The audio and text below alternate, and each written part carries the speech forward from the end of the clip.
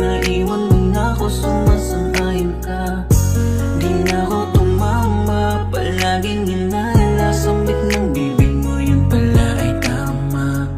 At ang sabi mo, ako ang nagkulang. Tagpuan ng tampuan, kaya iyong pinangduldulan ako. Mali, harap-harapan na aking nalaman na kayo na pala ng kaibigan ko. I was afraid na malaman ko na kayo na pala ng best friend ko. Nasasaktan ako, pinagkalat mo pang wala na tayo. Minsan lang ang ibig naging tanga, pinagpalit na ako sa kaibigan ko pa.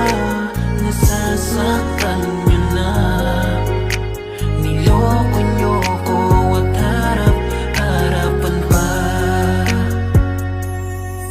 Ilang gabi na di tayo magkasundo at palagi mo na lang akong inaaway. Maliit na bagay pinapalaki mo na, sana ba yung taga-agapay? Dati pinapahalagahan, oras ng tulog sinasabayan. Palagi mo akong binabantayan, kapag di nakikita di napupunan.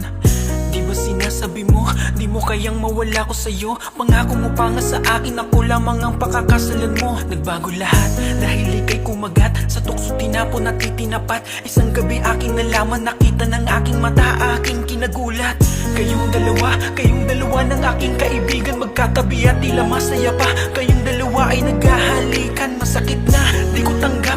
Puso ko ngayon tila ay wasak, durog na durog, pumapatak. Kirot sa aking puso sumasagad, di pa ako handa.